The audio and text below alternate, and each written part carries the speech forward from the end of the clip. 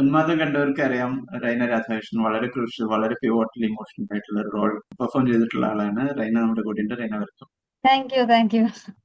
ഏകദേശം ഇത് പറയുമ്പോൾ പെണ്ണും പൊറാട്ടിനെ കുറിച്ച് പറയേണ്ടി വരും. അതിലും വളരെ പിവോട്ടൽ ആയിട്ടുള്ള ഒരു ക്യാരക്ടറാണ്, പക്ഷെ ത്രൂ ഔട്ട് ഇല്ല, മെമ്മറബിൾ ആക്കുന്ന രീതിയിലുള്ള ഒരു കഥാപാത്രമാണ്. ഒന്നുമില്ലെങ്കിൽ ചാരുവേട്ടൻ നിങ്ങളുടെ ഫ്രണ്ട് അല്ലേ കുമാരേട്ടാ? നിങ്ങളുടെ പേരിലുള്ള ഫൈറ്റിൽ അവിടെ നടക്കുന്നത്, എന്നിട്ട് ഇന്നലെ ഇങ്ങനത്തെ വർത്താനം കൊണ്ട് വരണം കേട്ടോ. ഇതിലും ആ നിലയ്ക്ക് നോക്കുമ്പോൾ വളരെ ക്രൂഷ്യൽ റോൾ. ഇതിനെ കുറിച്ച് സംസാരിക്കുമ്പോൾ ചിലപ്പോൾ എല്ലാവരും ചാക്കോച്ചിനെ കുറിച്ച് ലിജോമോളെ കുറിച്ചായിരിക്കും സംസാരിക്കുക. പക്ഷെ ഈ കഥാപാത്രത്തിനെ കുറിച്ച് സംസാരിക്കാൻ തുടങ്ങി കഴിഞ്ഞ പിന്നെ ചിലപ്പോൾ ഇതിനെ കുറിച്ച് മാത്രമേ, ഈ കഥാപാത്രത്തിനെ കുറിച്ച് മാത്രമേ സംസാരിക്കുള്ളൂ. ഇതിന് മെമ്മറബിൾ ആക്കിയിട്ടുമുണ്ട്. അപ്പൊ അതിനെ കുറിച്ച് കാസ്റ്റിംഗ് എങ്ങനെയായിരുന്നു, ഇതിനെ കുറിച്ച് ബ്രീഫിംഗ് എങ്ങനെയായിരുന്നു? കാസ്റ്റിംഗ് ആക്ച്വലി എന്നെ ആദ്യം എനിക്ക് കിരൺ ചേട്ടനെ മുമ്പ് പരിചയമുണ്ട്, ഞങ്ങൾ ഒരുമിച്ച് വർക്ക് ചെയ്തിട്ടുണ്ട്. എന്നെ പക്ഷെ വിളിച്ചത് ഇതിന്റെ ചീഫ് അസോസിയേറ്റ് രതീഷ് ചേട്ടനായിരുന്നു. രതീഷ് ചേട്ടൻ വിളിച്ചിട്ട് ഇങ്ങനെ ഒരു ക്യാരക്ടർ ഉണ്ട്, അപ്പോ ചെയ്താൽ നന്നായിരിക്കും എന്നൊക്കെ പറഞ്ഞപ്പോ ഞാൻ ആക്ച്വലി റോന്ത് ഞാൻ ഓഡിഷൻ ചെയ്തിട്ടുണ്ട്. അതിനകത്ത് കൃഷ ചെയ്ത ക്യാരക്ടറിന് ഞാൻ ഓഡിഷൻ ചെയ്തിട്ടുണ്ട്. പക്ഷെ അത് വേറെ കുറച്ച് കാരണങ്ങൾ കൊണ്ടത് എനിക്ക് ചെയ്യാൻ പറ്റിയില്ല. അപ്പൊ വീണ്ടും ഒരു ഷാഹി കബീർ സ്ക്രിപ്റ്റില് ഒരു സിനിമ വരുന്നു എന്ന് പറഞ്ഞപ്പോ ഞാൻ എന്തായാലും അത് ഗ്രാബ് ചെയ്യാം എന്നുള്ള തീരുമാനത്തിൽ തന്നെയായിരുന്നു. പിന്നെയാണ് എന്റെ അടുത്ത് ഇങ്ങനെ ചോദിച്ചു, ഇതിനകത്ത് ഇപ്പൊ ഒരു ട്വിൻസ് എന്നുള്ള ഒരു എലമെന്റ് ആഡ് ചെയ്യട്ടെ എന്നിങ്ങനെ ചോദിച്ചപ്പോ ഞാൻ എനിക്കപ്പൊ ആ കാര്യത്തിലൊരു കൺഫ്യൂഷൻ എനിക്ക് ഉണ്ടായിരുന്നു. കാരണം അത് എത്രത്തോളം ആണ് അത് രണ്ടാളും സ്ക്രീനിലേക്ക് വരിക എന്നുള്ള. കാരണം മറ്റേയാൾക്ക് ഒരു തരത്തിലും ഈ മേഖലയായിട്ട് ബന്ധമില്ലാത്ത ഒരാളാണ്. അപ്പൊ പറഞ്ഞപ്പോ ജസ്റ്റ് ഇങ്ങനെ ആ ഒരു എലമെന്റ് വരുന്നു പോകുന്നേ ഉള്ളൂ, ആ ആള് വരുന്ന ക്യാരക്ടറും നീ തന്നെ ആണ് അഭിനയിക്കേണ്ടതെന്ന് പറഞ്ഞപ്പോ ഓക്കെ, അപ്പൊ അത് ഓക്കെ, കുഴപ്പമില്ല എന്ന് വിചാരിച്ച് ഞാനത് ചെയ്യാന്ന് വിചാരിച്ചു. പിന്നെ അതിന്റെ ഒരു മേജർ ഒരു റീസൺ എന്ന് പറയുന്നത് ഓഫ് കോഴ്സ് ഈ ടീം തന്നെയാണ്. കിരൺ ചേട്ടന് ഞാന് പുള്ളിയുടെ എഡിറ്റ് ചെയ്ത പടങ്ങളൊക്കെ ഞാൻ അത്രയും ഒരു എഡിറ്റർ എന്നുള്ള രീതിക്ക് ഞാൻ അങ്ങനെ നോക്കിക്കാണുന്ന, റെസ്പെക്ട് ചെയ്യുന്ന എഡിറ്ററാണ്. പിന്നെ ഷാഹി കബീറിന്റെ പടങ്ങള് എല്ലാ പുള്ളിയുടെ എല്ലാ പടങ്ങളും ഇവിടെ എല്ലാവരും സെലിബ്രേറ്റ് ചെയ്തിട്ടുണ്ട്. അത്രയും നല്ല പടങ്ങളൊക്കെയാണ്. അപ്പോൾ നല്ലൊരു ടീമിന്റെ കൂടെ ജോയിൻ ചെയ്യാന്നുള്ളത് തന്നെയായിരുന്നു അതിന്റെ ഒരു ആദ്യത്തെ റീസൺ ഇതിനകത്തോട്ട് വരാനായിട്ട്.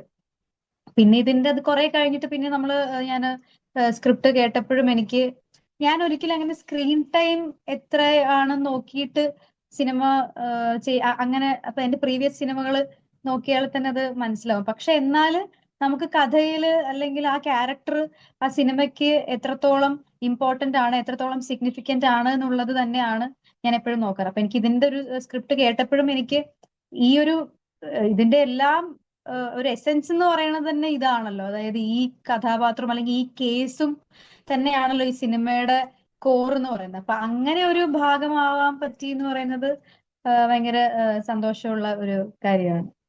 സാധാരണ ഇൻവെസ്റ്റിഗേഷൻ സിനിമയിൽ നിന്ന് വ്യത്യസ്തമായിട്ട് കുറെ കൂടി ഒരു സർറിയൽ എലിമെന്റ് കൂടി വന്നിട്ട് ഉള്ളൊരു പേര് പോലെ തന്നെ ഉന്മാദത്തിന്റെ കാര്യമൊക്കെ ഇതിലുണ്ട്. അപ്പൊ ഈ കഥാപാത്രമാണ് one of the reasons for that ക്യാരക്ടറിന്റെ ഒരു മറ്റേ ക്യാരക്ടർ ആർക്കിലേക്ക് വരുന്ന ഒരു സംഭവം വരുന്നത് ഈ ക്യാരക്ടറാണ്. അപ്പൊ ഇതിന്റെ ബ്രീഫിങ്ങില് ഇങ്ങനെയുള്ള കാര്യങ്ങൾ പറഞ്ഞിരുന്നോ, അതോ കഥാപാത്രം ഇങ്ങനെ പെർഫോം ചെയ്യാം അങ്ങനെ പറഞ്ഞിരുന്നോ? അതായത് കേൾക്കുമ്പോ നമുക്ക് ഞാൻ അങ്ങനെ എന്റെ ക്യാരക്ടറിന്റെ മാത്രമായിട്ടല്ല, ഞാൻ മൊത്തം സ്ക്രിപ്റ്റ് ഇതെന്താണ് കൂടുതലും അങ്ങനെ തന്നെയാണ് ഞാൻ സ്ക്രിപ്റ്റ് ആയിട്ട് തന്നെയാണ് ഞാൻ കേട്ടത്. ചാക്കോച്ചന്റെ ക്യാരക്ടറുമായിട്ട് ആ ക്യാരക്ടറിന്റെ ഒരു സൈക്കിക് ലെവലിലെ ഒരു എന്താ പറയാ ഒരു കണക്ഷൻ ഉണ്ട്.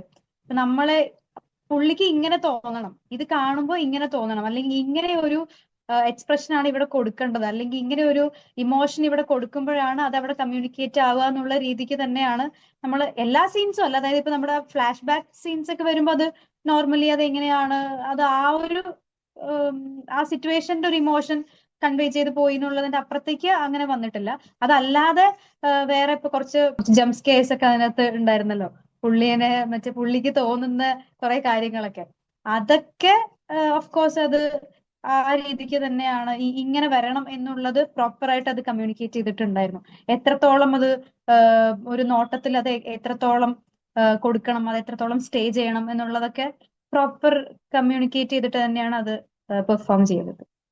ഇപ്പൊ നേരത്തെ പറഞ്ഞു ട്വിൻസ് നല്ല രീതിയിൽ വരുമ്പോ എങ്ങനെയായിരിക്കും, അദ്ദേഹം അങ്ങനെ അല്ല എന്ന് പറഞ്ഞു, ഈ ഒരു ഏരിയയിലുള്ള ആളല്ല എന്ന് പറഞ്ഞു. ഞാൻ വിചാരിച്ച രണ്ടുപേരും ആക്ടേഴ്സ് ആണെന്നാണ് കേട്ടോ. അല്ലല്ല. ഓക്കെ. അപ്പോ വളരെ അപൂർവം ഉള്ളൊരു സംഭവമാണ്, എസ്പെഷ്യലി മലയാള സിനിമയിലെ ട്വിൻസിന് അങ്ങനെ അതും ഷെയറിംഗ് ദ സെയിം സ്ക്രീൻ സ്പേസും ഉണ്ട്. സോ ഐ മീൻ ആ ഒരു അനുഭവം എന്നുള്ളതല്ല, എന്നാൽ അതിന്റെ ഒരു രണ്ടുപേരും കൂടി പോകുന്നു. So how was that? ഞങ്ങളൊരു ബസ്സിലും പിന്നെ ഒരു കാറിലും ഇരിക്കുന്ന 2 ഷോട്ട്, അതായത് ക്യാമറ പാൻ ചെയ്ത് വരുമ്പോ എന്റെ ക്യാരക്ടറിലോട്ട് ഫോക്കസ് ആവുന്ന ആ 2 ഷോട്ടിൽ മാത്രമാണ് എന്റെ സിസ്റ്റർ ഉള്ളത്. അവള് മറ്റേ അഭിനയിക്കുമ്പോ അയ്യോ ക്യാമറ ഒന്ന് പെട്ടെന്ന് അങ്ങോട്ട് പോയിരുന്നെങ്കിൽ എന്ന് വിചാരിച്ച് അങ്ങനെയാണ് അത് ചെയ്തിട്ടുള്ളത്. അപ്പൊ അതല്ലാതെ ബാക്കി അങ്ങനെ ഒരു നമ്മൾ ഒരുമിച്ച് പോയി ചെയ്യണം അങ്ങനത്തെ ഒരു എക്സ്പീരിയൻസ് അതിനകത്ത് പറയാൻ സത്യം പറഞ്ഞാൽ അതില്ല. എല്ലാവരും അങ്ങനെ ചോദിക്കും, നിങ്ങൾ രണ്ടുപേരും കൂടെ ഒരു സിനിമയിൽ അഭിനയിക്കുമ്പോ എങ്ങനെ? ആക്ച്വലി അതില്ല. കാരണം അവളുടെ ക്യാരക്ടർ എന്ന് പറഞ്ഞതിൽ ഈ ക്യാരക്ടറിന്റെ ട്വിൻ സിസ്റ്റർ എന്ന് പറയുന്ന ഒരു ക്യാരക്ടർ വരുന്ന ആ പോർഷനും ഞാൻ തന്നെയാണ് ഒരു ചെറിയൊരു ഹെയർ സ്റ്റൈലും കോസ്റ്റ്യൂമിലൊക്കെ ഒരു ഡിഫറൻസ് വരുത്തിയിട്ട് ചെയ്തത്. പക്ഷെ അത് ഞങ്ങൾ ട്വിൻസ് ആണ് എന്ന് അറിയുന്ന ആൾക്കാർക്ക് അത് മനസ്സിലാവും. അതല്ലാത്ത ആൾക്കാർക്ക് പലരും വിചാരിച്ചു വെച്ചിട്ടുള്ളത് ഞങ്ങൾ ട്വിൻസ് ആണെന്ന് പലർക്കും അറിയില്ല. അപ്പൊ വിചാരിച്ചു വെച്ചിട്ടുള്ളത് ഒറ്റ ആളാ, മറ്റേ ക്യാമറ പാൻ ചെയ്ത് വരുന്നത് അതെന്തോ ടെക്നിക്കൽ സാധനത്തിലാണ് അത് അങ്ങനെ വെച്ചിരിക്കുന്നതാണ് പലരും വിചാരിച്ചിരിക്കുന്നത്. ഞാൻ മോസ്റ്റ്ലി സെറ്റില് കുറേ ദിവസത്തെ ഷൂട്ടിൽ ഞാൻ ഫുൾ ബ്ലഡ് ഈ മേക്കപ്പിൽ തന്നെ ആയിരുന്നു കുറേ ദിവസം. അപ്പോഴ് അല്ലെങ്കിൽ പിന്നെ ഭയങ്കര ക്ഷീണിച്ച മുടിയൊക്കെ ഇങ്ങനെ ഭയങ്കര പാറി അങ്ങനത്തെ മേക്കപ്പിൽ തന്നെയാണ് ഞാൻ പല ദിവസങ്ങളും. അപ്പൊ ഇവളെപ്പോഴൊക്കെ 1-2 തവണ ഞങ്ങള് വീട്ടിൽ നിന്ന് ഫാമിലി ആയിട്ട് ചുമ്മാ എന്നെ കാണാൻ വേണ്ടി വരുമ്പോഴൊക്കെ വേറെ കോസ്റ്റ്യൂമില് നല്ല നല്ല നല്ല രസത്തിൽ വരുമ്പോ ആൾക്കാര് ഈ കുട്ടിയില്ലേ അപ്പൊ ഇതൊക്കെ ബ്ലഡൊക്കെ എപ്പൊ മായ്ച്ചു എന്ന് പറഞ്ഞ് അങ്ങനത്തെ ആൾക്കാർ ഞെട്ടൽ സംഭവങ്ങളാണ് ഉണ്ടായിട്ടുള്ളത്. ഇതില് കുറച്ച് സ്ട്രെയിനസും ആയിരുന്നു. ഓഫ്കോഴ്സ് പെണ്ണുമ്പുരാട്ടിലും അങ്ങനത്തെ സീനുകളില്ല പല സ്ഥലങ്ങളിൽ എന്നുള്ളത്. ഇതിലത്തെ ആക്ടിവിറ്റീസ് കുറച്ചും കൂടി ഒരു ഫിസിക്കലി സ്ട്രെയിൻ ഉള്ള, ലൈക്ക് ഓട്ടം, ഇതിലേക്ക് പോകുന്നു, ട്രെയിനിന്റെ അവിടെ ഓടി കയറുന്നു, അങ്ങനെയുള്ള കുറച്ച് സംഭവങ്ങളുണ്ട്. സോ അതെങ്ങനെയായിരുന്നു അതിന്റെ എക്സ്പീരിയൻസ്? അത് എനിക്ക് സത്യം പറഞ്ഞാല് ഭയങ്കര പുതിയ എക്സ്പീരിയൻസ് ആയിരുന്നു. അത് ഇപ്പൊ കാലങ്ങളായിട്ട് സിനിമയിലുള്ള ആൾക്കാർക്ക് അതങ്ങനെ ചെയ്ത് ശീലമുള്ള ആൾക്കാർക്ക് അത് ഓക്കെ ആയിരിക്കും. പക്ഷെ ഞാൻ ആകെ 3-4 സിനിമകളാണ് ചെയ്തിട്ടുള്ളത്. അതിനകത്ത് എല്ലാത്തിലും സത്യം പറഞ്ഞാൽ എന്താ പറയാ, എന്റെ ക്യാരക്ടർ അങ്ങനെ ഒരു സ്ഥലത്ത് നിന്നാൽ അങ്ങനെ ഭയങ്കരമായിട്ടൊരു മൂവ്മെന്റ് ഒന്നും ഉള്ള ഷോട്ടുകളൊന്നും എനിക്ക് സത്യം പറഞ്ഞാൽ അങ്ങനെ ഇല്ല ഇതുവരെയുള്ള സിനിമകളിൽ. ഭയങ്കര നല്ല റോളുകളാണ് ഞാൻ ചെയ്തിട്ടുള്ളത്. അങ്ങനെയൊക്കെയാണെന്നുണ്ടെങ്കിൽ പോലും അങ്ങനെ നമ്മൾക്കൊരു ഫിസിക്കൽ ഒരു ആക്ടിങ് ചെയ്യേണ്ട സാധനം ഞാൻ ഇന്നേ വരെ ചെയ്തിട്ടില്ല. അപ്പോഴ് ഇതിലാണ് ആദ്യമായിട്ട് അങ്ങനെ ചെയ്യുന്നത്. അപ്പൊ എനിക്കിത് ഭയങ്കര നല്ല എക്സ്പീരിയൻസ് ആയിരുന്നു. അതായത് കുറച്ച് ഞാൻ ആദ്യം ചെയ്യുമ്പോൾ എനിക്ക് കുറച്ച് ടെൻഷനും കുറച്ച് അയ്യോ ഇത് ട്രെയിനിൽ നിന്നൊക്കെ നമ്മൾ ശരിക്കും ഒരു സ്ഥലത്ത് ഇതുപോലെ ഇങ്ങനെ നമ്മൾ ആ കാണുന്ന അതേ ലൊക്കേഷനിൽ തന്നെ ഒരു പാടത്തിന്റെ നടുക്ക് ഒരു പാളത്തിൽ ട്രെയിൻ നിർത്തി നമ്മൾ ഒരു കുറച്ച് ബോഗികൾ അങ്ങനെ എടുത്ത് ട്രെയിൻ നിർത്തി അങ്ങനെ തന്നെയാ ഷൂട്ട് ചെയ്യുന്നത്. അപ്പോ നമ്മൾ സാധാരണ ട്രെയിനിൽ കയറുന്നതും ഇറങ്ങുന്നതും പോലെ അല്ല ഈ ഇതുപോലെയുള്ള സ്ഥലങ്ങളിൽ നിൽക്കുന്നത്. നമ്മൾ ഈ സ്റ്റെപ്പിന്റെ താഴെ നമ്മൾ താഴോട്ട് നോക്കുമ്പോൾ നമുക്ക് കുറച്ചിത്തിരി അത് കുറച്ച് സ്കെയറിയാണ്. ഞാനാണെങ്കിൽ പൊതുവെ അല്ലെങ്കിൽ ഞാൻ റിയൽ ലൈഫിൽ ട്രെയിനിൽ യാത്ര ചെയ്യുമ്പോൾ ട്രെയിൻ പൂർണ്ണമായും നിർത്തി എന്ന് ഉറപ്പുവരുത്തി മാത്രം അതിൽ ഇറങ്ങുകയും കയറുകയും ചെയ്യുന്ന ഒരാളാണ് ഞാൻ. അപ്പൊ അങ്ങനെയുള്ള എനിക്ക് അതൊരു കുറച്ച് ചാലഞ്ചിങ് തന്നെയായിരുന്നു. പെട്ടെന്ന് നമ്മൾ കാരണം ഇത് ക്യാമറ ജിബില് നമ്മൾ അങ്ങനെ സെറ്റ് ചെയ്ത് ചെയ്യുന്ന സമയത്ത് നമ്മൾ ആ ടൈമിംഗ് ഉണ്ട്, ഇത് കറക്റ്റ് ആയിട്ട് അവിടെ നിൽക്കണം, അങ്ങനെ ഉണ്ടല്ലോ. അപ്പോ അതൊക്കെ കുറച്ച് ചാലഞ്ചിങ് തന്നെയായിരുന്നു. പിന്നെ ഈ പറയുന്ന ഓടുന്നു, മറ്റേ ഗുണ്ടകളൊന്ന് പിടിക്കുന്നു, അല്ലെങ്കിൽ തലയിട്ട് അടിക്കുന്നു എന്നൊക്കെ പറയുന്നതൊക്കെ ഇതെല്ലാം ഒരു ടൈമിങ്ങിന്റെ ഇതിലാണ് എല്ലാം നിൽക്കുന്നത്. അതും പിന്നെ കുറച്ച് നമ്മൾ ഫിസിക്കലി കുറച്ച് ഡ്രെയിൻഡ് ഔട്ട് ആവുന്ന ഒരു പരിപാടി തന്നെയാണ്. അത് ചെയ്യുമ്പോഴാണ് നമുക്കത് മനസ്സിലാവുക. നമ്മൾ വേറെ സിനിമകളിൽ കാണുമ്പോൾ നമ്മൾ ചുമ്മാ ഇങ്ങനെ കണ്ടിരിക്കുമ്പോൾ നമുക്കത് അറിയില്ല. പക്ഷെ ചെയ്യുമ്പോഴാണ് അതിന്റെ ഒരു കണ്ടിന്യൂറ്റി പിടിക്കണം, അങ്ങനെ ഇങ്ങനെയുള്ള ഇത് ഒരു ദിവസത്തിൽ മാത്രം ഷൂട്ട് ചെയ്യുന്ന ചിലപ്പോൾ കാര്യം ആയിരിക്കില്ല.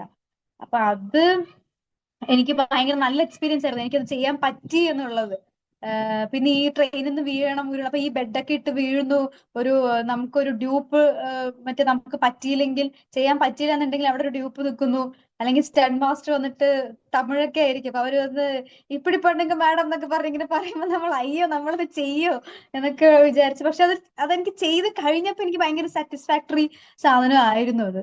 അപ്പൊ എനിക്ക് ഇനിയും ഇപ്പോഴാണ് സത്യം പറഞ്ഞ ഈ സിനിമയിലാണ് നമ്മള് ദേഹമൊക്കെ ഒന്ന് അനങ്ങി അഭിനയിച്ചു എന്നൊക്കെ പറയില്ലേ, അങ്ങനെ ഒരു ഫീലിംഗ് എനിക്ക് ഈ സിനിമയിലാണ് ഉണ്ടായത്. ഇതുവരെ ചെയ്യാത്ത കുറച്ച് ഇമോഷൻസ്, കുറച്ച് മലയാളം മീറ്ററിന്ന് കുറച്ച് മാറി നിൽക്കുന്ന പോലത്തെ ഒരു ഇപ്പൊ ഞാൻ ഇതുവരെ അങ്ങനെ പേടിക്കുന്നതോ അല്ലെങ്കിൽ കുറെ ഗുണ്ടകൾ എന്നെ ചേസ് ചെയ്ത് വരുന്നു എന്ന് പറയുമ്പോൾ ഉണ്ടാവുന്ന ഇമോഷൻസ്, അതൊക്കെ കുറച്ച് കെയർ ചെയ്യേണ്ട കാര്യങ്ങളാണ്. നമ്മളത് വേറെ എന്തെങ്കിലും ഒരു ഇമോഷൻ ചെയ്യുന്ന സമയത്ത് കുറച്ച് സട്ടിലാക്കി പിടിച്ചാൽ അത് ക്യാമറയിൽ, അത് സ്ക്രീനിൽ അത് കിട്ടില്ല. പേടി എന്നൊക്കെ പറയുന്നത് ശരിക്കും നമുക്ക് ശരിക്കും ഉള്ളിൽ തോന്നുന്ന പേടിയേക്കാളും ഒരു 2 മീറ്റർ കെയർ ചെയ്യുമ്പോഴാണ് അത് അങ്ങനെ ആവുക. അപ്പൊ ഞാൻ ആദ്യമൊക്കെ ഫസ്റ്റ് ഒക്കെ ഇത് തുടങ്ങി ഫസ്റ്റ് ഷോട്ടിലൊക്കെ ഞാൻ കുറച്ചിത്തിരി, കാരണം എനിക്ക് എപ്പോഴും ഞാൻ കോൺഷ്യസ് ആണ്, അതായത് ഞാൻ ചെയ്യുമ്പോ ഇത് ഇത് കുറച്ച് കൂടുതലാണോ എന്ന് എനിക്ക് എപ്പോഴും ഒരു കോൺഷ്യസ് ആയതുകൊണ്ട് ഞാൻ എപ്പോഴും ഒന്ന് അണ്ടർപ്ലേ ചെയ്യാൻ ആണ് ഞാൻ ശ്രമിക്കാറ്. അപ്പൊ ഞാൻ ആദ്യം ഇത് ചെയ്തപ്പോ എന്റെ അടുത്ത് വന്നു പറഞ്ഞു, നീ ചെയ്യുന്നതൊന്നും എന്താ മോണിറ്ററിൽ അറിയുന്നതേ ഇല്ല, നീ നീ വെറുതെ ചുമ്മാ നിൽക്കുന്ന പോലെയാണ് തോന്നുന്നത്. കാരണം എന്റെ ഉള്ളിൽ ഞാൻ പേടിക്കുന്നതായിട്ട് ചെയ്യുന്നുണ്ട്, പക്ഷെ പുറത്തേക്ക് വരുന്നില്ല. അപ്പോഴാണ് എനിക്ക് മനസ്സിലായത്, ഓക്കെ, ഇത്തരം ഇമോഷൻസ് നമ്മൾ ശരിക്കും കൊടുക്കണം. അത് നമ്മുടെ ഫേസ് മസിൽസ് അനങ്ങിയാലാണ് അത് വരിക എന്നുള്ളത് എനിക്ക് അതൊരു പുതിയ എക്സ്പീരിയൻസ് ആയിരുന്നു. അപ്പൊ എനിക്ക് അതുകൊണ്ട് നല്ലതായിരുന്നു അത്. അത്തരം ഈവൻ സെറ്റിൽ ആയിട്ടുള്ളതാണെങ്കിലും ഇങ്ങനെ ഈ പറഞ്ഞ പോലെ കുറച്ച് എക്സാജറേറ്റഡ് ആണെങ്കിലും ഫിസിക്കലി എഫേർട്ട് ഉള്ള ഇതാണെങ്കിലും വളരെ കൺവിൻസിങ് ആയിരുന്നു. എസ്പെഷ്യലി ആ ട്രെയിനിൽ നിന്ന് സ്റ്റോറി ഇപ്പൊ പറയാൻ തോന്നുന്നു, ഡോറ് അടഞ്ഞ് നമുക്ക് അതെങ്ങനെയായിരുന്നു അതിന്റെ ഒരു, അതായത് അതും ഈ പറഞ്ഞ പോലെ കറക്റ്റ് ടൈമിംഗ് വേണ്ട സാധനം. അതായത് ബാക്കിൽ നിന്ന് നമ്മുടെ മേലോട്ട് ഡോർ തട്ടുന്നില്ല, പക്ഷെ പുറകെ നിന്ന് ഒരാൾ ജസ്റ്റ് ഡോർ ഇങ്ങനെ അടയ്ക്കുമ്പോ നമ്മൾ ആ ടൈമിങ്ങിൽ നമ്മൾ വീഴണം. അപ്പൊ അവിടെ നിന്ന് ഇങ്ങനെ ഒരു സ്ലോപ്പ് പോലെ ബെഡ് ഇട്ടിട്ടുണ്ട്, അപ്പൊ ആ ബെഡിൽ ഇങ്ങനെ നമ്മൾ റോൾ ചെയ്ത് വീഴണം.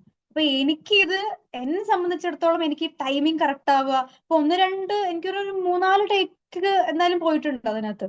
അപ്പൊ ഇവര് നമുക്ക് ഈ സ്റ്റണ്ട് അസിസ്റ്റൻസ് നമുക്ക് കറക്റ്റ് ആയിട്ട് അവര് ഭയങ്കര ഈ തമിഴ് അവിടെ നിന്ന് വരുന്ന ആൾക്കാർ, അവര് ഭയങ്കര കാമായിട്ട് നമ്മളെ കംഫർട്ടബിൾ ആക്കി പറഞ്ഞു തരും. എന്റെ അത് കിരണേട്ടനൊക്കെ പറഞ്ഞു, നീ അത് കുഴപ്പമില്ല, അതൊക്കെ ചാടുന്നൊക്കെ പറയും. അത് ആക്ച്വലി അവിടെ ഒരു ഷൂട്ട് ചെയ്യുന്ന സമയത്ത് കുറച്ച് കോമഡി സീൻസ് ഇവര് എന്നെ കംഫർട്ടബിൾ ആക്കാൻ വേണ്ടിയും കൂടെ അതൊരു കോമഡി ആയിട്ടാണ് അത് മൊത്തത്തിൽ ഷൂട്ട് ചെയ്തത്. ഇത് കഴിഞ്ഞപ്പോൾ നീ ശരിക്കും തലയൊക്കെ അടിച്ചു വീണാ പിന്നെ കുഴപ്പമില്ല, ഷൈനിനെയൊക്കെ വിളിച്ച് അഭിനയിപ്പിക്കാം എന്നൊക്കെ പറഞ്ഞ് അങ്ങനെയൊക്കെയാണ് അതൊരു കോമഡി ആയിട്ടാണ് അത് മൊത്തം ഷൂട്ട് ചെയ്തത്. അപ്പൊ അതങ്ങനെ കറക്റ്റ് ടൈമിങ്ങിൽ നമ്മൾ ആ ബെഡിൽ റോൾ ചെയ്ത് വീഴുക, പിന്നെ അതെല്ലാം കട്ട് ചെയ്തിട്ട് തന്നെയാണ് പിന്നെ അവിടെ നിന്ന് വീണ് തിരിച്ചാ കല്ലിൽ തലയിടിക്കുന്നതൊക്കെ വേറൊരു ഷോട്ടായിട്ട്. അതും പക്ഷെ ടൈമിംഗ് കറക്റ്റ് ആവണം, കാരണം നമ്മൾ നേരത്തെ ഓൾറെഡി ഇതെല്ലാം ഷൂട്ട് ചെയ്ത് കഴിഞ്ഞു എവിടെയാണ് മുറിവ് വരുന്നത് എന്നുള്ളതൊക്കെ. അപ്പൊ കറക്റ്റ് അങ്ങനെ തന്നെ അതേ പൊസിഷനിൽ തന്നെ പോയി വീണ് അവിടെ തന്നെ തട്ടണം. അപ്പൊ അതിന് കുറച്ച് എനിക്കൊരു 2-3-4 ടേക്ക് പോണ്ടി വന്നു. അങ്ങനെയായിരുന്നു അതിന്റെ ഷൂട്ട്. കുറച്ച് ഫണ്ണായിരുന്നു ആക്ച്വലി. ഞാൻ ഭയങ്കര അങ്ങനെ ടെൻഷൻ അടിച്ച് അങ്ങനെ ഷൂട്ട് ചെയ്തില്ല, കാരണം ഇവരെല്ലാവരും ഭയങ്കര ഫൺ ആൾക്കാരാണ്. കിരണേട്ടനാണെന്നുണ്ടെങ്കിലും ചീഫ് അസോസിയേറ്റ് രതീഷ് ചേട്ടനാണെന്നുണ്ടെങ്കിലും എല്ലാവരും കിരണേട്ടൻ ഭയങ്കര കൂൾ ഡയറക്ടറാണ്, ഭയങ്കര ഫണ്ണായിട്ടാണ് ഇതെല്ലാം ഷൂട്ട് ചെയ്യുന്നത്. അല്ലാതെ നമുക്കൊരു ഇതെന്തോ വലിയ സംഭവം ചെയ്യാൻ പോവാണോ എന്നുള്ള അങ്ങനത്തെ ഒരു ഫീലേ തരില്ല. പെണ്ണുമ്പുറാട്ടും പറയുകയാണെങ്കിലും ശ്രുതി ശരണ്യം ബിയിൽ പറയുകയാണെങ്കിലും ക്യാരക്ടേഴ്സ് വളരെ മെമ്മറബിൾ ആണ്. സോ ഡിഫറെന്റ് സംവിധായകരുടെ ഒപ്പം ഫാലിമി ആ ഒരു ടീം വർക്ക് ചെയ്തു. And it's again like A fun set it seems like. അപ്പൊ ഇതിന്റെ ഒക്കെ ഒരു ടേക്ക് അവേ ഇവരുടെ ഒക്കെ ഒപ്പം ചെയ്യുന്ന സമയത്ത് നമുക്കുള്ളൊരു ലേണിംഗ് അല്ലെങ്കിൽ ഒരു ടേക്ക് അവേ ഉണ്ടാവുക. ഉറപ്പായിട്ടും അത് എനിക്ക് ആക്ച്വലി എന്റെ ഒരു ഭാഗ്യം എന്താന്ന് വെച്ചാൽ എനിക്ക് എല്ലായിടത്തു നിന്നും ഡിഫറെന്റ് കൈൻഡ് ഓഫ് ഫിലിംസ് ആണ്. ഇപ്പൊ B32 to 44 എന്ന് പറയുന്ന സിനിമ പോലെ അല്ല ഒരിക്കലും ഫാലിമി. അതുപോലത്തെ ഒരു, ഞാൻ പറയുന്നത് അതിന്റെ ട്രീറ്റ്മെന്റ് ആണെന്നുണ്ടെങ്കിലും അതിന്റെ സെറ്റിൽ ഉണ്ടായേക്കാവുന്ന എക്സ്പീരിയൻസ് ആണെന്നുണ്ടെങ്കിലും ടോട്ടലി ഡിഫറെന്റ് ആണ് എല്ലാം. അതുപോലെയല്ല പെണ്ണും പൊറാട്ടും. അത് പെണ്ണും പൊറാട്ടും പോലെയല്ല ഇവിടെ മറ്റേ ഉന്മാദത്തിലോട്ട് വരുമ്പോ എല്ലാം എല്ലാവരും പറയും എല്ലാ സെറ്റിലും വേറെ ഡിഫറെന്റ് എക്സ്പീരിയൻസ് ആണെന്ന് പറയുമെങ്കിൽ പോലും ഈ സിനിമകൾ തന്നെ വേറെ വേറെ പോൾസിൽ നിൽക്കുന്ന പോലത്തെ സിനിമകളാണ്. B32 എന്ന് പറയുന്നത് ശരിക്കും ഒരു കുറെ സ്ത്രീകൾ കൂടെ ചെയ്യുന്ന ഒരു KSFDC പോലെ അങ്ങനെ ഒരു പ്രൊഡക്ഷനിൽ ചെയ്യുന്ന, വളരെ മിനിമൽ ആയിട്ട് നമ്മൾ ഷൂട്ട് ചെയ്യുന്നു, മിനിമൽ ബഡ്ജറ്റില് അങ്ങനെ ഒരു, എന്നാ അത്രയും ഇമ്പോർട്ടന്റ് ആയിട്ടുള്ള കാര്യങ്ങൾ ചർച്ച ചെയ്യുന്ന ഒരു കുഞ്ഞു സിനിമയായിട്ട് തന്നെയാണ് നമ്മൾ ഷൂട്ട് ചെയ്യുന്നത്. സ്ത്രീകളാണ് സെറ്റില് ഒരു 90% സ്ത്രീകൾ തന്നെയാണ് ഉണ്ടാവുന്നത് പറയുന്നത് ഭയങ്കര, എനിക്ക് അത് ചെയ്യുമ്പോൾ തന്നെ നമുക്ക് ഭയങ്കര കംഫർട്ടാണ് അത് ചെയ്യുമ്പോൾ. പിന്നെ എനിക്ക് എപ്പോഴും സ്ത്രീകളുടെ കൂടെ വർക്ക് ചെയ്യാന്ന് പറയുന്നത് എനിക്ക് ഭയങ്കര ഇഷ്ടമുള്ള ഒരു കാര്യം കൂടിയാണ് അത്. അവര് ചെയ്യുന്ന പ്രോസസ്സ്, കാരണം എന്തൊക്കെ പറഞ്ഞാലും ആണുങ്ങൾ ചെയ്യുന്നതിന്റെ അത്ര ഒരു അവർക്ക് കിട്ടുന്ന ഒരു ഒരു ഒരു പ്രിവിലേജും ഒക്കെ ഉണ്ടല്ലോ, അതുപോലെയല്ല സ്ത്രീകൾ ചെയ്യുമ്പോൾ. അവർക്ക് കുറേയും കൂടെ ബുദ്ധിമുട്ടാണ് അത് ചെയ്യാൻ. ഞാൻ പറയണ അവർക്ക് ചെയ്യാൻ അറിയാത്തത് കൊണ്ടെന്നല്ല ഞാൻ പറയുന്നത്, അവർക്ക് ഉണ്ടാവുന്ന അവർ നേരിടുന്ന പ്രശ്നങ്ങള് ഒരുപാട് ഡിഫറെന്റ് പ്രശ്നങ്ങളാണ് ഇവർ നേരിടുന്നത്. അപ്പൊ അതെല്ലാം ഓവർകം ചെയ്ത് അവർ ചെയ്തെടുക്കുന്നു എന്ന് പറയുന്ന പ്രോസസ്സ്, ആ പ്രോസസ്സിൽ ഇരിക്കുമ്പോൾ തന്നെ നമുക്കൊരു സന്തോഷവും ഒരു സാറ്റിസ്ഫാക്ഷനും, അവസാനം ആ സിനിമ സ്ക്രീനിൽ കാണുന്നു എന്ന് പറയുന്ന എല്ലാം മൊത്തത്തിൽ ആ ഹോൾ പ്രോസസ്സ് തന്നെ കുറേയും കൂടിയും എനിക്ക് ഒരു അഭിമാനം തോന്നുന്ന ഒരു പ്രോസസ് ആയിരുന്നു B32 എന്ന് പറയുന്നത്. പിന്നെ അത് ഞാൻ അതിനകത്ത് ചെയ്ത ക്യാരക്ടർ ആണെന്നുണ്ടെങ്കിലും ഭയങ്കര ഡിഫറെന്റ് ഒരു ക്യാരക്ടറാണ്. അത്രയും ബുദ്ധിമുട്ടുമായിരുന്നു അത് ചെയ്യാൻ. അപ്പൊ അത് കുറച്ചെങ്കിലും എനിക്കത് കൺവിൻസിങ് ആയിട്ട് ചെയ്യാൻ പറ്റിയിട്ടുണ്ടെന്നുണ്ടെങ്കിൽ അത് ഉറപ്പായിട്ടും ശ്രുതി ചേച്ചിയുടെ ഒരു സപ്പോർട്ട് കൊണ്ട് തന്നെ. ചേച്ചി എനിക്ക് അത്രയും അത് കാര്യമായിട്ട് എന്തുകൊണ്ട് അത് എങ്ങനെയാണ് അത് എന്നുള്ളത് അത് അത്രയും ബ്രീഫ് ചെയ്യാതെ നമുക്കത് ഫീഡ് കിട്ടാതെ നമുക്കത് ചെയ്യാൻ പറ്റില്ല. നമ്മുടെ തോന്നിയാ നമുക്ക് ഇഷ്ടമുള്ള പോലെ ചെയ്യാമെന്ന് ഒരിക്കലും വിചാരിക്കാൻ പറ്റുന്ന പോലെ ക്യാരക്ടറേ അല്ല. പക്ഷെ അത് കഴിഞ്ഞ് പിന്നെ ഫാലിമിയിലോട്ട് വരുമ്പോൾ ശരിക്കും അതാണ് എന്റെ ആദ്യത്തെ ഒരു കമേഴ്ഷ്യൽ. ഇപ്പൊ ബേസിൽ ജോസഫ് അഭിനയിക്കുന്നു, ഇപ്പൊ ജയ ജയ ഹേ കഴിഞ്ഞിട്ട് ബേസിലേട്ടൻ ഒരു സ്റ്റാർ ഒക്കെ ആയിട്ട് ഇങ്ങനെ ഇവോൾവ് ചെയ്ത് വരുന്ന ഒരു പോയിന്റ് ആണ് അതിന്റെ പ്രൊഡക്ഷൻ എന്നൊക്കെ പറയുമ്പോൾ. പിന്നെ ഒരു ഫൺ മൂവിയിലോട്ട് ഞാൻ അടുത്തത് വരുമ്പോ എനിക്ക് ആകെ ഒരു 3 ദിവസം എങ്ങാണ്ട് ഷൂട്ട് ഉണ്ടായിരുന്നുള്ളൂ എന്നുണ്ടെങ്കിൽ പോലും ഭയങ്കര നല്ലതായിരുന്നു. ഒരു ഫൺ ഇവിടെ നിന്നൊരു ഭയങ്കര B32 ഫൺ ആയിരുന്നു, പക്ഷെ ഇൻ എ ഡിഫറെന്റ് വേ ഇത് വേറൊരു തരത്തില് രസമായിരുന്നു. അപ്പൊ നിതീഷ് ചേട്ടൻ എന്നൊക്കെ പറഞ്ഞാൽ ശരിക്കും നമുക്ക് അഭിനയിച്ചൊക്കെ കാണിച്ചു തരും, ഇങ്ങനെ ചെയ്താൽ മതി എന്നൊക്കെ പറഞ്ഞ്. പിന്നെ പുള്ളി ഭയങ്കര കൂളാണ്, ഭയങ്കര രസമാണ് നിതീഷ് ചേട്ടനോട്. ഞാൻ എപ്പോഴും എനിക്ക് ഇനിയും വർക്ക് ചെയ്യണമെന്ന് ആഗ്രഹിക്കുന്ന ഡയറക്ടേഴ്സിൽ ഒരാളാണ് നിതീഷ് ചേട്ടൻ.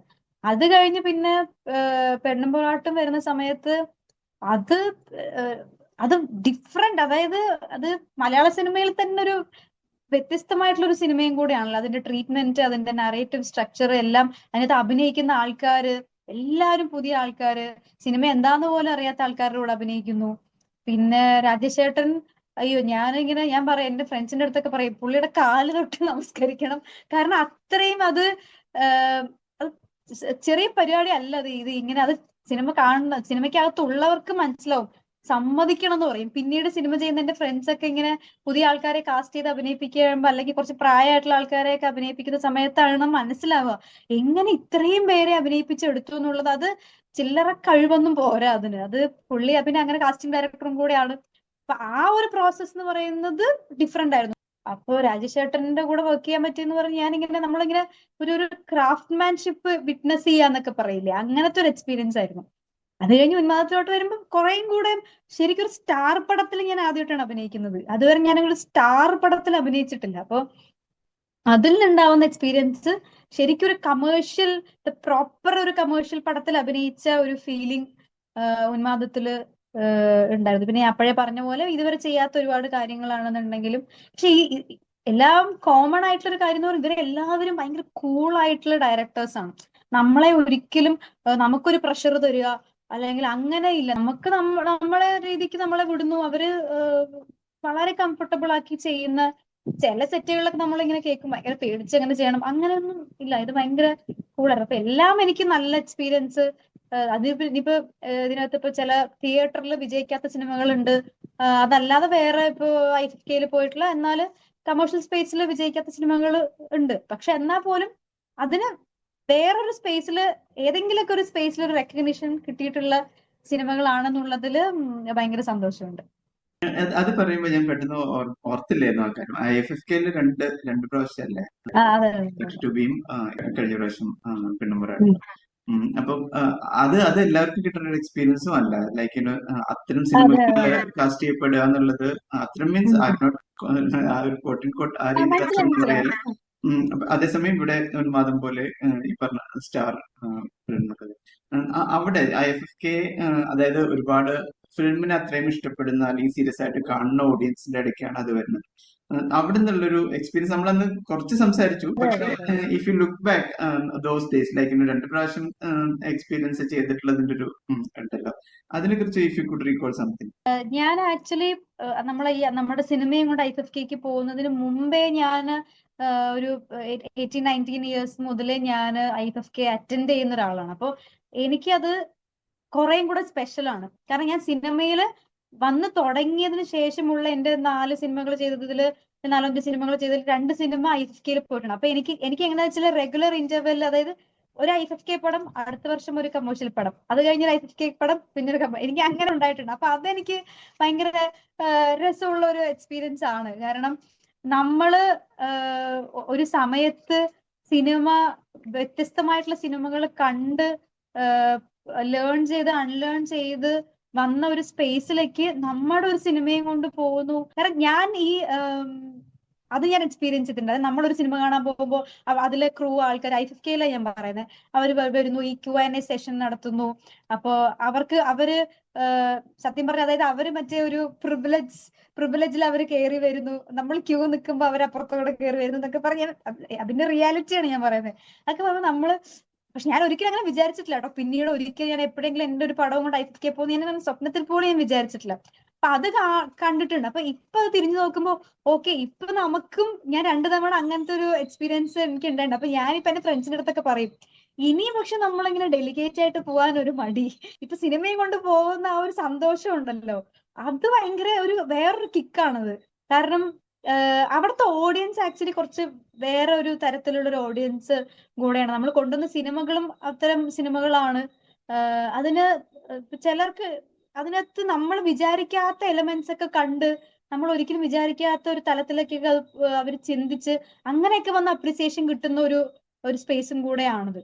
പിന്നെ ഈ പറഞ്ഞ പോലെ നമ്മൾ കണ്ട് വളർന്ന ഒരു സ്പേസിലേക്ക് അത് കൊണ്ടുപോകുന്നതിന്റെ ഒരു സന്തോഷം വേറെ ഉണ്ട്. അപ്പൊ എനിക്ക് ഇനിയും സത്യം ചില ആൾക്കാർ പറയും എന്റെ അടുത്ത്, ഇങ്ങനെ നീ അങ്ങനെ ഇത്തരം ആർട്സി പടങ്ങളിലൊക്കെ ഇങ്ങനെ ചെയ്യണ്ട എന്നൊക്കെ. പക്ഷെ ഞാൻ പറയണത്, പക്ഷെ ഞാൻ 2 ചെയ്തതും അങ്ങനെ പെണ്ണും പൊറോട്ടം ആണെന്നുണ്ടെങ്കിലും അങ്ങനെ ഒരു ആർട്സി പടമൊന്നും അല്ല. അത് കമേഴ്ഷ്യൽ സ്പേസിലും ശരിക്കും അതൊരു കമേഴ്ഷ്യൽ പടം കൂടെയാണ്. അപ്പൊ എനിക്ക് ആക്ച്വലി പക്ഷെ ഒരു ഓൾട്ടർനേറ്റ് ഇയേഴ്സിൽ ഒരു IFFK പടവും കൊണ്ട് പോയാൽ എനിക്ക് വളരെ സന്തോഷമാണ്. എനിക്ക് അടുത്ത വർഷം ഒരു IFFK പടം ഉണ്ടായാൽ എനിക്ക് അത്രയും സന്തോഷം. അപ്പൊ ഇപ്പൊ ഞാൻ IDSFK ഇതുവരെ അറ്റൻഡ് ചെയ്തിട്ടില്ല. അപ്പൊ ഞാൻ ആലോചിക്കുന്നത്, ഞാൻ ഈ അടുത്ത് 2 ഞാൻ അങ്ങനെ ഷോർട്ട് ഫിലിം ചെയ്ത് സിനിമയിലേക്ക് വന്ന ആളെ അല്ല. ഞാൻ ഈ അടുത്ത് 2 ഷോർട്ട് ഫിലിം ഒക്കെ ചെയ്തു. അപ്പൊ ഒന്നത് KR നാരായണ ഇൻസ്റ്റിറ്റ്യൂട്ടിന്റെ ഷോർട്ട് ഫിലിം ആയിരുന്നു. അപ്പൊ ഞാൻ വിചാരിക്കുന്നത് ഓക്കെ, അത് അവരുടെ ഡിപ്ലോമ പ്രോജക്റ്റാ. അപ്പൊ ഞാൻ വിചാരിക്കുന്നത് ഓക്കെ, അതൊന്ന് സെലക്ട് ആയാൽ കൊള്ളാം, IDSFK കൂടെ ഒന്ന് പോവാലോ എന്നാണ് ഞാൻ വിചാരിക്കുന്നത്. ഇത്രയും സിനിമകളിൽ അഭിനയിച്ചതില് വെച്ച് നോക്കുമ്പോൾ നമുക്ക് ഉണ്ടായ ഒരു ഡെവലപ്മെന്റ് ഉണ്ടല്ലോ, ലൈക് കോൺഫിഡൻസ്. ഇപ്പൊ ഇങ്ങനെ ഒരു സിനിമയില് ഇത്തരം ഒരു ക്യാരക്ടർ ചെയ്യുമ്പോൾ പോലും നമുക്കുള്ള ഒരു കോൺഫിഡൻസ് ഇമ്പ്രൂവ് ആയെന്നുള്ളൊരു കാര്യമുണ്ട്. അതുപോലെ ഒബ്സർവേഷൻസ് ഇമ്പ്രൂവ് ആയിട്ടുണ്ടാവും. നമ്മൾ വെറും യാത്രയിൽ പോലുമുള്ള ഒബ്സർവേഷൻസ് ചിലപ്പോൾ കൂടിയിട്ടുണ്ടാവാം. ഞാൻ അങ്ങോട്ട് ഇൻപുട്ട് തരല്ല കേട്ടോ, ഞാൻ just thinking that could have improved in the process. Sense like script വായിക്കുമ്പോൾ സ്ക്രിപ്റ്റിനെ ജഡ്ജ് ചെയ്യാനുള്ള ഒരു ഇപ്പൊ ത്രൂ ഔട്ട് ക്യാരക്ടേഴ്സ് അല്ലെങ്കിൽ പോലും മെമ്മറബിൾ ആക്കുന്ന രീതിയിലുള്ള ക്യാരക്ടേഴ്സിന് അപ്പൊ അത് ഐഡന്റിഫൈ ചെയ്യാനുള്ള ഒരു എബിലിറ്റി ഇങ്ങനെ ഇംപ്രൂവ് ആയെന്ന് തോന്നുന്ന കാര്യങ്ങൾ ഉണ്ടാവുമല്ലോ. ഒന്നാമത്തെ കാര്യം, ഞാൻ അങ്ങനെ ഒരുപാട് അങ്ങനെ കേട്ട് അങ്ങനത്തെ ഒരു ആക്ടർ ഇതുവരെ ആയിട്ടില്ല. അപ്പൊ ഞാൻ അങ്ങനെ ഇപ്പൊ എനിക്ക് തോന്നുന്നു, ഞാൻ B32 ആണെങ്കിലും ഫാലിമി ആണെന്നുണ്ടെങ്കിലും പെണ്ണും പൊറോട്ട, ഞാൻ എല്ലാം ഓഡീഷൻസിലൂടെയാണ് ഞാൻ സിനിമകൾ ഞാൻ ചെയ്തിട്ടുള്ളത്.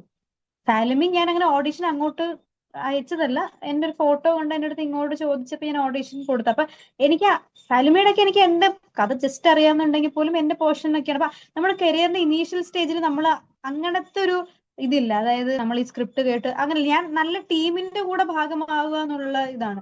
ഇപ്പോഴാണ് ഞാൻ അങ്ങനെ ഓക്കെ നമ്മൾ ചിന്തിക്കുന്നത്, അതായത് നമുക്കിത് ചെയ്താൽ നല്ലതാണോ, അല്ലെങ്കിൽ നമുക്ക് ഇത് ഓക്കെ ആണോ, നമ്മള് ഈ ക്യാരക്ടർ എത്രത്തോളം ഇമ്പോർട്ടന്റ് ആണ്, നമ്മളിത് ചുമ്മാ വെറുതെ ഒന്ന് ചെയ്യുന്നതിനേക്കാളും നമുക്കൊരു ഓക്കെ സിനിമ കണ്ടു കഴിയുമ്പോൾ ആൾക്കാര് ഓർക്കണം എന്നുള്ള അങ്ങനത്തെ ചിന്തയിൽ ഇപ്പോഴാണ്, ഇപ്പൊ ഫാലിമിക കഴിഞ്ഞ ശേഷമാണ് ഞാൻ അങ്ങനെ ചിന്തിച്ചു. പിന്നെ പെണ്ണും പൊറോട്ട ഞാൻ ഓഫ്കോഴ്സ് എന്തായാലും അത് രാജേഷ് മാധവൻ സിനിമ ചെയ്യുന്നു എന്ന് പറഞ്ഞപ്പോ അതിനിപ്പോ എന്ത് തന്നെയാണെങ്കിലും കുഴപ്പമില്ല.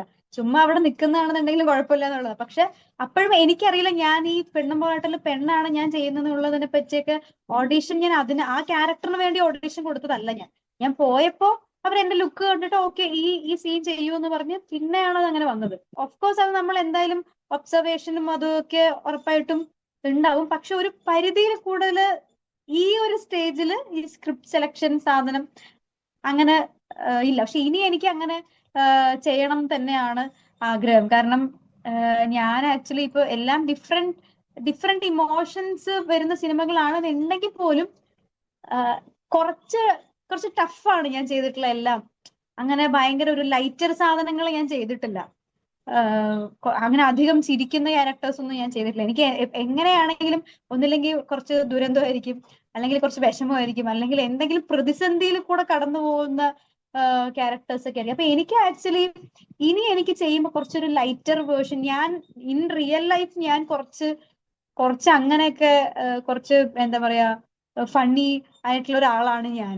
അപ്പോ അങ്ങനത്തെയും കൂടെ ഒരു സിനിമ എനിക്ക് കിട്ടിയിരുന്നെങ്കിൽ എന്നാണ് ഞാൻ ഇപ്പോഴത്തെ എന്റെ ഒരു കരിയറിൽ ഈ പോയിന്റിൽ ഞാൻ ആഗ്രഹിക്കുന്നത്. ഞാൻ വേറെ വന്നാൽ എനിക്ക് കിട്ടിയാൽ അത് ചെയ്യില്ല എന്നല്ല ഞാൻ പറയുന്നത്. കാരണം നമുക്ക് അങ്ങനെ ഒരു ചൂസ് ചെയ്യാവാനുള്ളൊരു പോയിന്റിലല്ല ഞാനിപ്പോ നിൽക്കുന്നത്. അപ്പൊ നല്ലൊരു ടീമിന്റെ കൂടെ ആണെന്നുണ്ടെങ്കിൽ ഉറപ്പായിട്ടും ഞാൻ ഇനിയിപ്പോ ഭയങ്കര ഒരു ദുരന്തം പിടിച്ച ക്യാരക്ടർ ആണെന്നുണ്ടെങ്കിൽ ഞാൻ ചിലപ്പോൾ ചെയ്യും.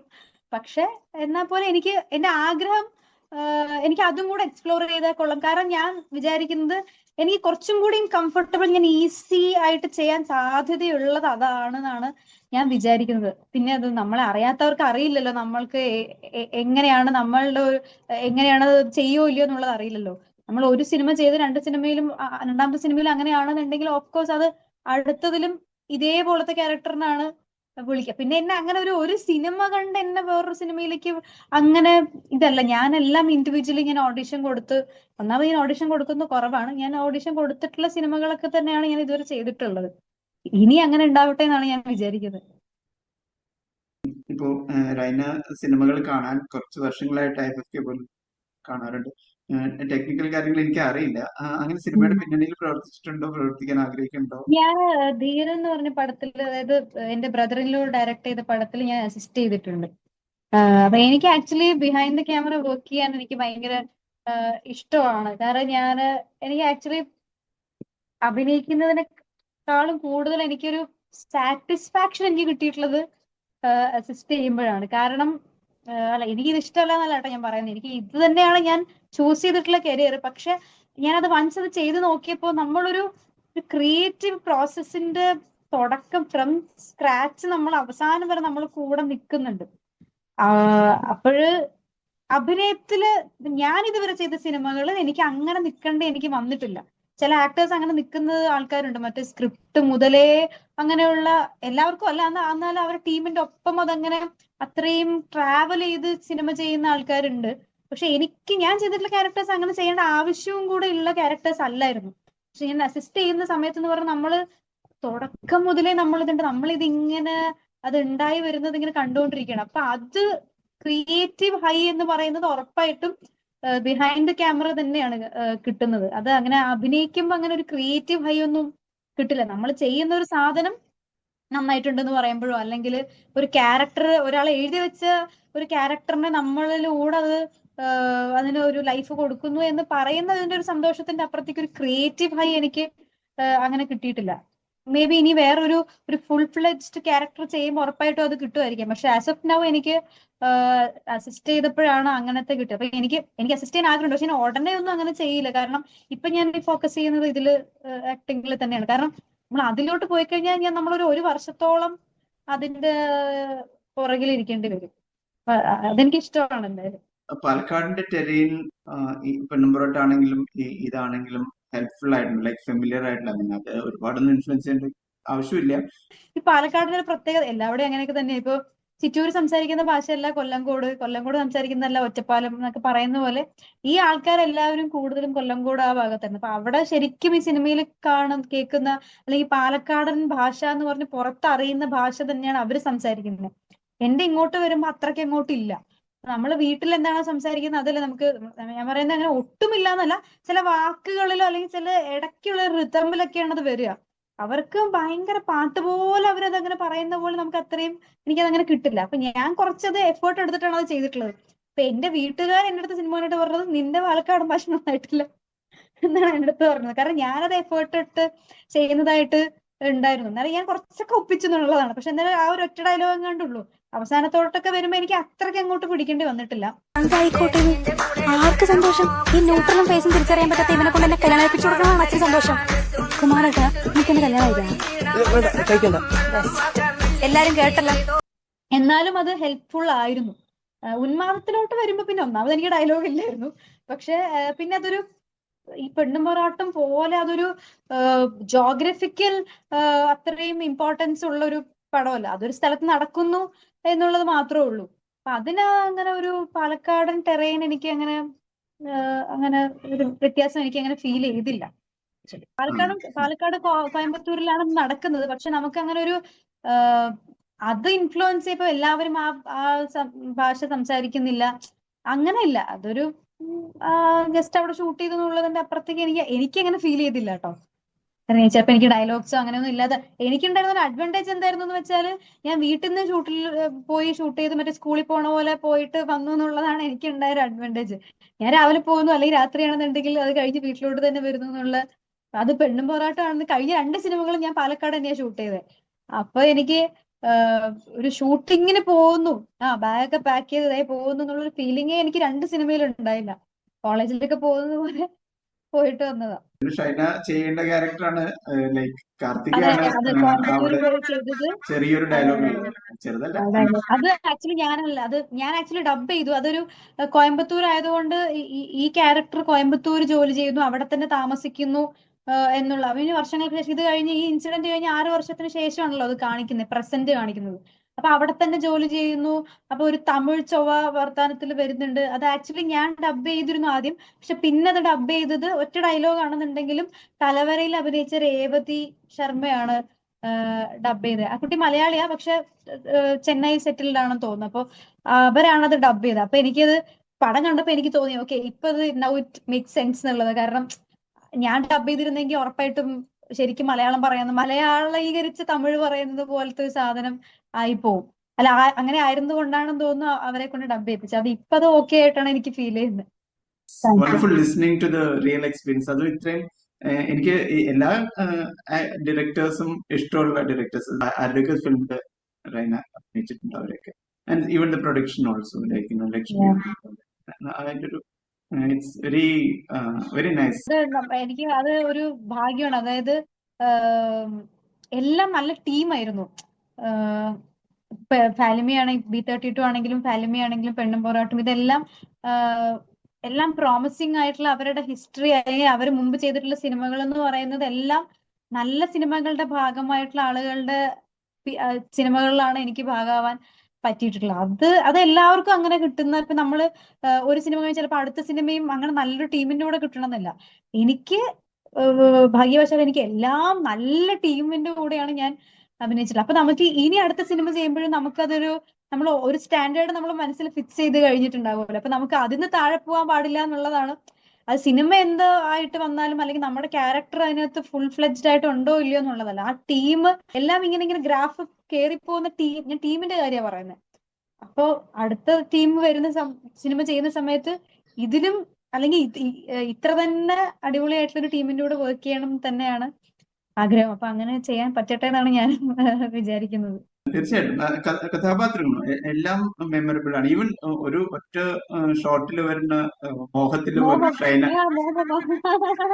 മോഹത്തിലും അതെ, മോഹത്തില് ഇപ്പൊ ഇത് മറ്റേ മെൽബൺ ഫിലിം ഫെസ്റ്റിവലിന് അത് സെലക്ട് ആയിട്ടുണ്ടെന്ന് പറഞ്ഞ് ഇന്നലെ ഫാസ്റ്റില് ഇങ്ങനെ പോസ്റ്റർ ഇങ്ങനെ അയച്ചു തന്നിരുന്നു. അപ്പൊ ഞാൻ തടവ് കണ്ടിട്ടാണ് ഞാൻ അവരെ എനിക്ക് പരിചയപ്പെടുന്നത്. ഞാൻ തടവ് കണ്ടിട്ട് തടവിന്റെ സമയത്ത് എന്റെ B32 അവിടെ ഞങ്ങൾ ഒരേ സമയത്താണ് I50Kയിൽ ഉണ്ടായിരുന്നത്.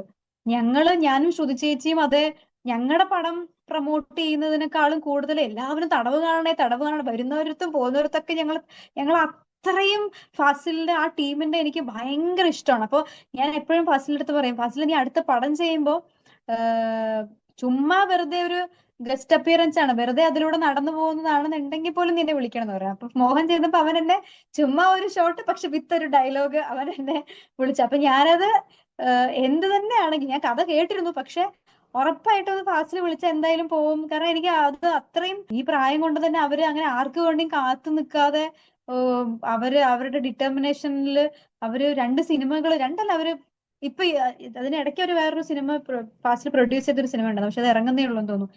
അവരിങ്ങനെ കണ്ടിന്യൂസ്ലി ഷോർട്ട് ഫിലിംസും ഒക്കെ ചെയ്യുന്ന ആൾക്കാരാണ്. അത് ചെറിയ കാര്യമല്ല. കാരണം പലരും ഇവിടെ എന്തെങ്കിലും ഒരു ഓപ്പർച്യൂണിറ്റി വരട്ടെ എന്ന് പറഞ്ഞ് എന്തിനോ വേണ്ടി കാത്തിരിക്കുന്ന ആൾക്കാരുടെ ഇടയിലാണ് അവര് എപ്പോഴും ഇങ്ങനെ കണ്ടിന്യൂസ്ലി വർക്ക് ചെയ്തുകൊണ്ടിരിക്കുന്നത്.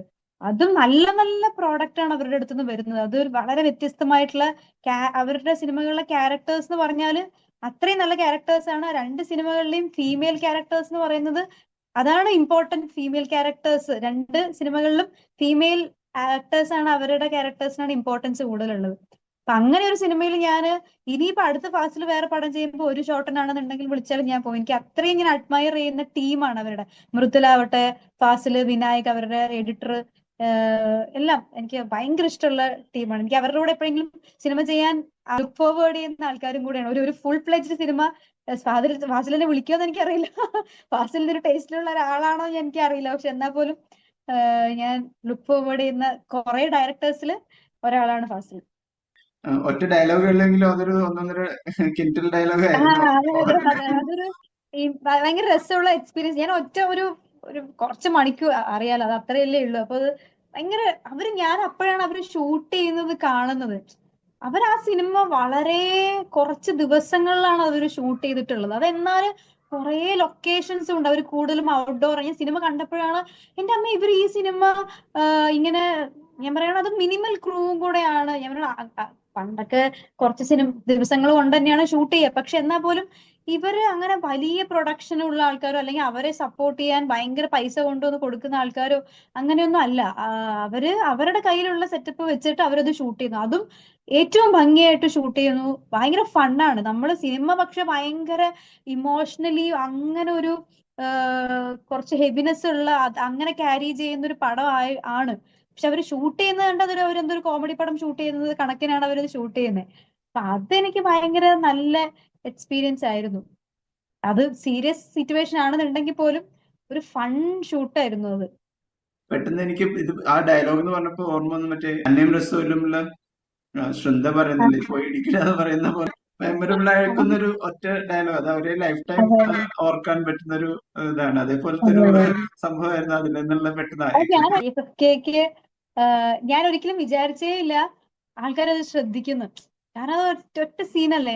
പക്ഷെ എന്റെ അടുത്ത് അറിയാത്ത ആൾക്കാർ വന്നിട്ട് മോഹത്തിലുണ്ടായിരുന്നല്ലേ. എന്നപ്പോ ഞാൻ ഭയങ്കര സർപ്രൈസ്ഡ് ആയിപ്പോയി. കാരണം അത് അമൃതയാണ് ആ പടം മൊത്തം ക്യാരി ചെയ്ത് അങ്ങനെ പോകുന്നു. പക്ഷെ അതിനകത്ത് ഒരു സീൻ ചെയ്ത എന്നെ ആൾക്കാർ എന്റെ അടുത്ത് വന്ന്, എന്നെ അറിയാത്ത ആൾക്കാർ, ചിലപ്പോ എന്റെ സിനിമകൾ കണ്ടിട്ടുള്ളതുകൊണ്ടാണോ എന്ന് എനിക്ക് അറിയാൻ പാടില്ല, പക്ഷെ ആൾക്കാർ അതിന്റെ അടുത്ത് അങ്ങനെ ചോദിച്ചിട്ടില്ല. അപ്പൊ ഞാൻ ഭയങ്കര എന്റെ വേറൊരു പടവും കൂടെ അപ്പുറത്തുണ്ട്, പെണ്ണും പോരാട്ടം, അതും പോയി കാണേണ്ടതുണ്ട് ഞാൻ.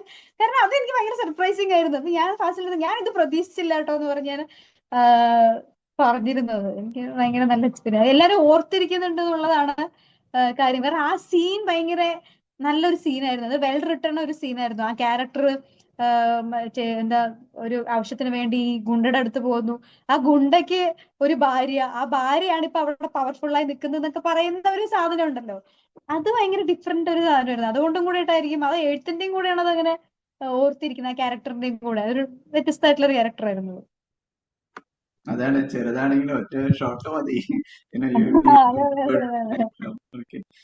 Very nice talking to you. All the best. നമ്മള് B32 മുതലേ നമുക്ക് പരിചയമുണ്ട്. അപ്പോൾ ആ സമയം മുതലേ നല്ല അഭിപ്രായങ്ങൾ, സിനിമകളൊക്കെ കണ്ട് എപ്പോഴും അഭിപ്രായങ്ങളൊക്കെ പറയുന്ന ഒരാളാണ്. അപ്പൊ നമുക്ക് ഇപ്പോഴാണത് സംസാരിക്കാൻ ഒരു ഇന്റർവ്യൂവിന് ഇരിക്കാനൊക്കെ ഒരു സമയം ഒത്തു വന്നത്. അപ്പൊ സന്തോഷം. അപ്പൊ ഇനിയും വേറെ സിനിമകൾ ചെയ്യുമ്പോൾ ഇതുപോലെ ഒരു കോൺവെർസേഷൻ ഇരിക്കാൻ പറ്റട്ടെ എന്ന് ഞാനും ആഗ്രഹിക്കുന്നു. Thank you. അകലേ അകലേ അകലേ ഒരു സ്വർണ്ണ കലമാനോ അറിയാവനങ്ങൾ കേറി. See all the wonder that connection brought. Come on.